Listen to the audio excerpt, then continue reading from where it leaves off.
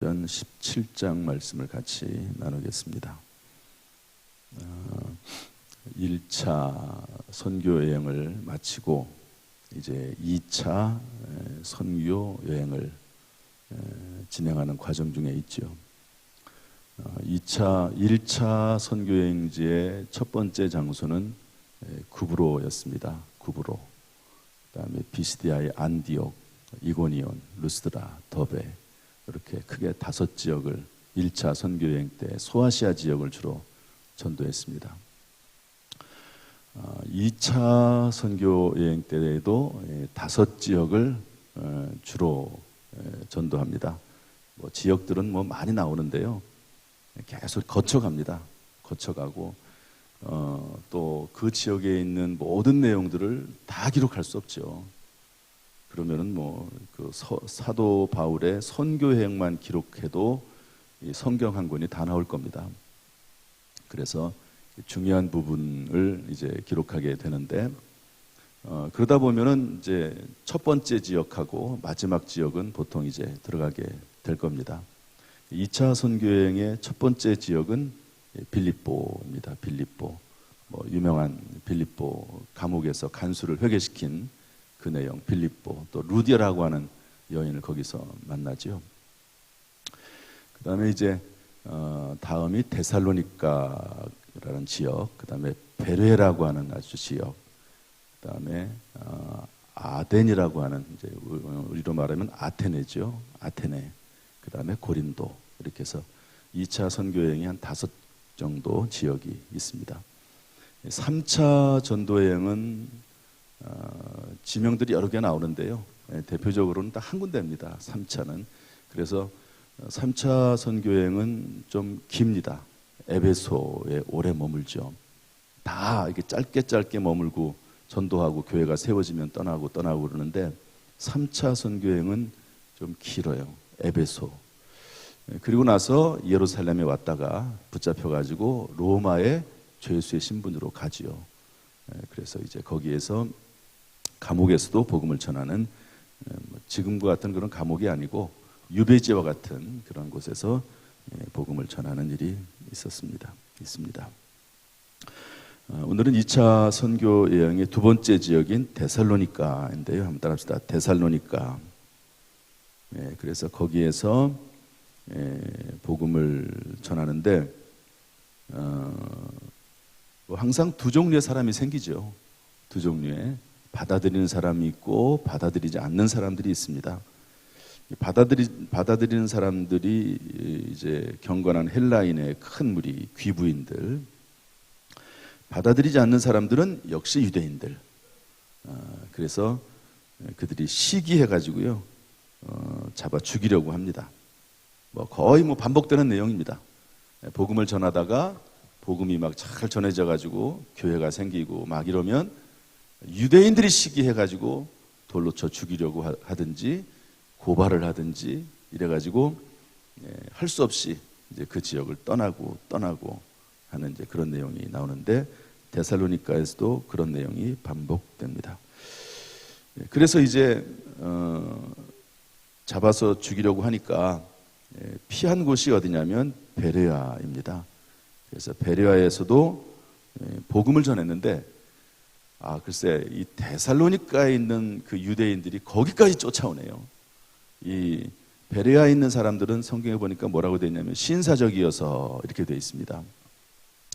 그러니까 우리 충청도처럼 신사적인가 봐요. 그래서 그렇게 막 사람들이 모질거나 악하게 하지 않습니다. 그런데 이 데살로니가에 있는 사람들이 막 여기까지 쫓아와가지고 또 사도 바울 또 신라를 죽이려고 하니까 피합니다. 워낙 빨리 급하게 피하다 보니까 일행이었던 신라와 디모데가 미처 같이 가지 못합니다. 바울만 빨리 피하는 거지. 지금처럼 비행기가 있는 것도 아니고 막 그러니까 오히려 또 그렇게 또 정보력이 없으니까 또 오히려 잘 잡히지도 않을 수도 있습니다. 사실은 지금처럼 정보력이 있으면은 오히려 더 빨리 쉽게 잡힐 텐데 또 어쨌든 이래서 바울은 먼저 피신하고 나중에 이제 디모데와 실라가 합류하게 된다 하는 그런 내용입니다. 오늘 이 내용 중에서 몇 가지만 좀 살펴보겠습니다. 우리 1절 말씀 다 같이 읽어보죠. 1절, 2절 읽어보죠. 1절, 2절 시작. 그들이 암비볼리와 아볼로니아로 다녀가 데살로니가에 이르니 거기 유대인의 회당이 있는지라. 2절. 바울이 자기의 관례대로 그들에게로 들어가서 새 안식일에 성경을 가지고 강론하며. 암비볼리, 아볼로니아 뭐 이런 지역들 나오는데 여기서도 전도를 안 했겠습니까? 했겠죠. 그런데 여기서는 전도가 잘 안 될 수도 있습니다. 대부분은 제가 볼 때는 전도가 잘 안 됐다고 저는 봅니다. 전도가 항상 잘 되는 거 아니거든요. 여기서는 어떤 특별한 일이 없는 거죠. 기록할 만한 특별한 일이 없다고도 볼 수 있습니다. 그래서 데살로니가에 이뤄서 어디에 가냐면 유대인의 회당이 있는지라. 합시다. 회당이 있는지라. 회당. 또 10절에도 보면 베레아에 가서도 유대인의 회당에 들어가니라 이렇게 되어 있거든요. 회당, 유대인들이 성경을 읽고 기도하는 장소가 회당입니다. 그러니까 유대인들에게 들통나잖아요. 맨날 이제 쫓겨다니고 죽임을 당하게 되는 장소가 사람들이 유대인인데 꼭 사도 바울은 회당에 들어가서 복음을 전합니다. 회당에 들어가서. 왜 그럴까요? 왜 굳이 유대인들이 그렇게 바글바글하고 득실되는 회당에 꼭 들어갈까요? 여러분 잘 보십시오. 꼭 회당에 들어갑니다. 그 이유는 회당은 하나님을 아는 사람들이 있기 때문에 그렇습니다. 이방인들은 우상을 숭배하고 하나님을 모르잖아요. 그런데 회당에는 하나님을 섬기는 사람들이 있기 때문에 꼭 사도 바울은 회당에 들어갑니다. 그래서 2절 보면은 바울이 자기의 관례대로 그들에게 들어가서, 이게 무슨 말이냐면 사도 바울의 전도 방법입니다. 사람들마다 전부 전도 방법이 있는데 사도 바울은 꼭 이 회당에 들어가서, 그리고 거기는 누구든지 말할 기회를 줍니다. 지난번에 뭐 빌립보나 이런 데서 보듯이 누구든지 말을 하도록, 회당에 들어가서 모임이 있으면은요 누구든지 말할 수 있는 기회를 줘요. 그럼 이제 거기 가서 예수님에 대해서 전하고 예수님의 십자가와 부활에 대해서 전하고 그러는 거죠. 그러면 꼭 따르는 사람들이 있습니다. 꼭 믿는 사람들이 있어요. 이것을 이제 요즘 용어로 말하면 회당에 있는 사람들을 A형 불신자라고 합니다. A형 불신자. 그 다음에 그렇지 않은 사람들을 B형 불신자라고 하는데, A형 불신자는 전도자 김기동 장로님에 의하면 익은 고구마입니다. 익은 고구마. 그래도 적어도 하나님을 알고 하나님을 부르는, 하나님이 살아계시지 이렇게 생각하는 사람들, 그런 사람들이 있는 곳 또는 그런 사람들을 찾아다니면 좀 쉽겠죠. 반대로 전혀 뭐 하나님에 대한 감각도 없고 다른 것에 막 푹 빠져가지고 영적인 것을 아예 생각하지도 않는 그런 사람들이 있습니다. 이런 사람들은 B형 고구마예요. 생고구마입니다. 생고구마. 그래서 감자를 여러분 이제 찔 때 요즘은 감자보다도 옥수수를 아주 그냥 많이 드시더라고요. 근데 옥수수는 뭐 찔러봤자 소용이 없어요. 옥수수는. 그래도 옥수수 알갱이 하나 잘 찔르면 또 혹시 모르겠네요. 근데 어쨌든 생고구마는 잘 안 돼요. 근데 익은 고구마, 회당에 들어가면 익은 고구마가 있어요. 하나님 말씀을 사모하고. 그러니까 이단들이 꼭 교회 다니는 사람들을 전도하는 겁니다. 왜냐하면 교회 다니는 사람들은 하나님에 대해서 인식이 있잖아요. 물론 이제 그 교회 다니는 사람 중에서 제대로 성경을 몰라가지고 이제 미혹돼가지고 빠져드는 사람들이 있습니다. 그렇지만 어쨌든 교회 다니는 사람 중에서 조금 옛날에 교회를 다녔다든지 또 신앙이 좀 이렇게 좀 흔들리고 좀 이렇게 쉽게 말해서 잡사라고, 잡사. 그런 분들 같은 경우 도대체 뭐가 뭔지 모르는 사람들, 이런 사람들 접근해가지고, 그래도 하나님에 대한 의식은 있거든요.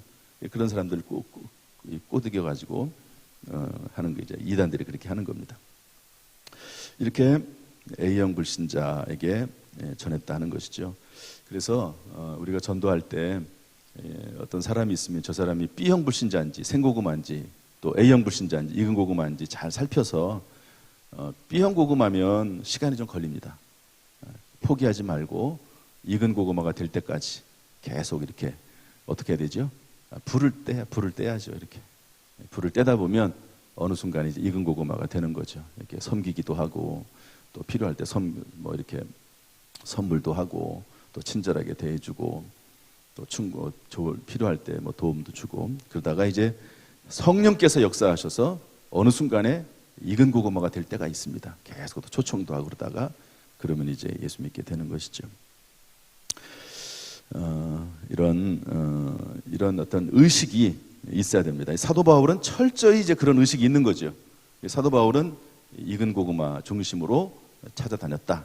이렇게 이해하면 됩니다.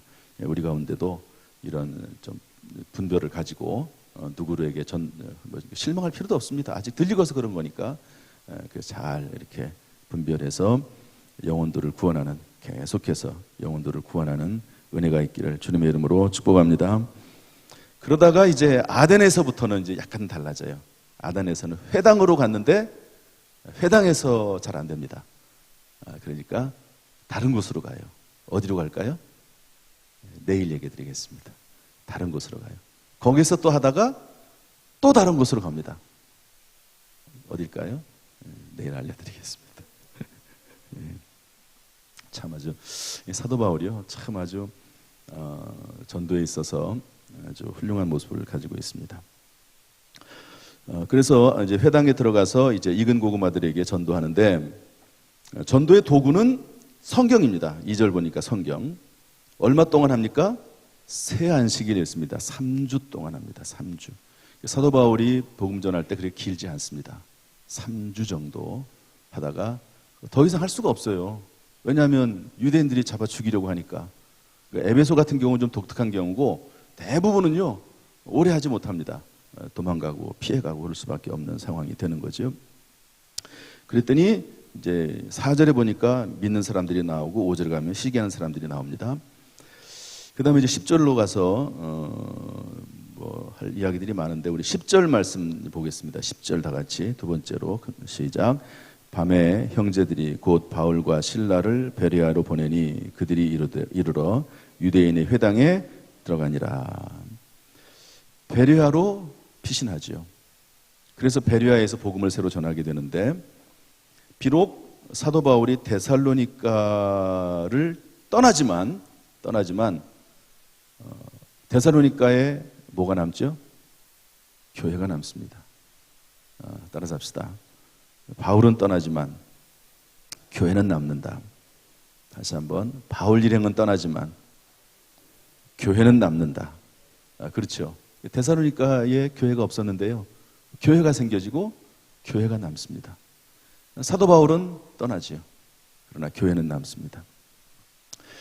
여러분이 떠나면 무엇이 남습니까? 집이 남죠. 열심히 돈 벌어서 집을 남기죠. 차도 남길 수 있고 또 자녀들도 남길 수 있습니다. 그러면 우리가 떠날 때 무엇을 남겨야 될까 하는 게 사실 우리의 숙제입니다. 어제 이경원 권사님 남편 한기석 권사님이 돌아가셔서 이제 발인 예배를 했습니다. 홍성에도 갔다 오고 그런데 이제 발인 예배를 드리면 다른 예배는 인사말을 안 시키지만 발인 예배는 이제 인사말을 꼭 시키거든요. 그런데 이경원 권사님이 아내가 보통 아들이 인사말 하는데 이제 아내가 인사를 했습니다. 그러면서 어떤 말씀을 하시냐면 참 아주 글을 다 써가지고 그런 분도 제가 그렇게 많이 못 본 것 같은데 이경훈 권사님 상당히 꼼꼼하신 것 같아요. 글을 써가지고 읽으시는데 그 내용 중에 어떤 말이 있냐면 돌아가신 남편이 예수 믿지 않았는데 그래도 예수 믿고 돌아가셨다고 권사가 되셨다고 그러면서 이제 이야기를 풀어나가더라고요. 본인이 전도한 거죠. 이경훈 권사님에게 있어서 무엇이 남았을까요? 물론 이제 먼저 천국 가신 분은 남편이긴 하지만 천국 가면 남편 전도해서 남편 남긴 겁니다. 남편이 남은 게 아니라 전도해서 영혼이 남은 거죠. 영혼이 남았습니다. 무엇을 남기느냐가 상당히 중요합니다. 한나는 무엇을 남겼죠? 하나님의 사람을 남겼습니다. 그 당시에 여인이 할 수 있는 것 중에서 아들을 통해서 할 수, 대부분 다 아들을 통해서 하거든요. 근데 사무엘 선지자를 낳았습니다. 하나님의 사람을 만들어냈고 남긴 거죠. 잘 양육하고 키워서 사무엘이라고 하는 영적 지도자, 그를 통해서 한 나라가 움직여지는 그런 위대한 인물을 남겼습니다. 우리가 가지고 있는 모든 것들, 우리가 가지고 있는 모든 시간, 노력, 봉사, 이것을 통해서 내가 무엇을 남길까 하는 것은 상당히 중요합니다. 데살로니가전서 2장 19절 20절에 보면 그가 강림하실 때 우리 주 예수 앞에 너희가 아니냐 그러면서 사도 바울은 너희가 바로 우리의 자랑이요 면류관이다. 복음을 전해서 예수 믿고 그리고 똑같이 예수를 전하고 봉사하고 충성하는 사람들, 그 사람들이 바로 우리의 면류관이다. 이렇게 말하고 있습니다. 여러분, 사업이 우리의 남길 게 아니고요. 또 우리가 가지고 있는 돈이 그것이 남는 게 아닙니다. 다 그런 것들은 사라지는 거거든요. 다 사라지는 겁니다. 그렇다면 또 가치가 또 없는 건 아니에요. 돈을 통해서, 사업을 통해서, 그것을 통해서 남는 열매들이 있습니다. 열매들. 돈이나 사업이 목적이 절대 아니죠. 그렇지 않습니까? 그것을 통해서 무언가 남기는 게 그게 목적인 것이죠. 지난번에 다니엘 선교하는데 어떤 분이 30대 나이에 학원 사업을 해가지고 3천억을 벌었다고 했습니다. 그런데 그분은 500억이나 되는 돈을 100군데의 세계 도처에 5억씩 들여가지고 교회를 세우는데 500억을 주는 거예요. 500억을. 100교회를 세우는데. 얼마나 멋있습니까? 여러분, 그게 남는 거지요. 돈이 남는 게 아니에요. 돈은 남기려고 한 하나의 과정이고 수단일 뿐이지 돈이 남는 게 아닙니다. 우리가 죽을 때, 여러분 잘 알듯이 알렉산더 대왕은 죽을 때 30대의 나이에 전 세계를 정복한 사람 아닙니까? 그런데 죽을 때 어떻게 죽었죠? 관에다 구멍을 뚫어라. 그리고 그 양손, 그 구멍에다가 내 양손을 내놔라. 내가 세계를 정복했지만 죽을 때는 아무것도 가져가는 게 없다 하는 것을 보여주는 거죠. 아무것도 없습니다. 뭘 가져갑니까? 죽을 때. 그래서 사도 바울은 떠나지만 그러나 데살로니가라고 하는 지역에 교회가 남게 되는 거지. 여러분, 우리가 이 새벽에 기도하는 거 남기는 작업인 줄로 믿습니다. 교회를 위해서, 영혼을 위해서 무언가 남기는 겁니다. 사명감을 가지고 잘 이 기도의 사명 감당할 수 있기를 주님의 이름으로 축복합니다. 아멘. 한 가지만 이야기하고 마치겠습니다. 우리 14절, 15절 말씀 읽어보죠. 14절, 15절 시작. 형제들이 곧 바울을 내보내어 바다까지 가게 하되 실라와 디모데는 아직 거기 머물더라. 바울을 인도하는 사람들이 그를 데리고 아덴까지 이르러 그에게서 실라와 디모데를 자기에게로 속히 오게 하라는 명령을 받고 떠나니라. 디모데, 실라. 원래는 실라하고만 동행을 했잖아요. 그러다가 여러분 빌립보에서 디모데와 합류하잖아요. 디모데. 참 이제 평생 동지가 됩니다. 디모데하고는. 실라도 물론 마찬가지지만 만남의 복, 답시다. 만남의 복. 이런 만남의 복이 저 여러분 가운데 있기를 주님의 이름으로 축복합니다. 기도하겠습니다. 하나님 아버지 감사합니다. 오늘도 이 새벽에 우리를 불러주시니 감사합니다. 참으로 거룩한 것, 그리고 이 세상에서 우리가 사업도 성공하고 잘 돼야 되지만 그것을 통해서 하나님이 기뻐하시는 것을 남길 수 있도록 인도해 주옵소서. 우리에게 만남의 복을 허락하여 주옵소서. 영혼 구원할 수 있는 마음을 주시고 또 지혜와 능력을 주옵소서. 오늘 하루도 승리케 하시기를 원합니다. 우리 모든 성도들 지혜와 능력과 건강을 허락하여 주옵소서. 예수님의 이름으로 축복하며 기도하옵나이다. 아멘. 이제는 우리 주 예수 그리스도의 은혜와 아버지 하나님의 무한하신 사랑과 성령님의 교통하심이 이 시간 주 앞에 나와 예배드리며 기도하며 찬송하는 모든 성도들에게 그 가정, 직장, 사업, 자녀, 심령 위에 함께 하시기를 간절히 축원하옵나이다. 아멘.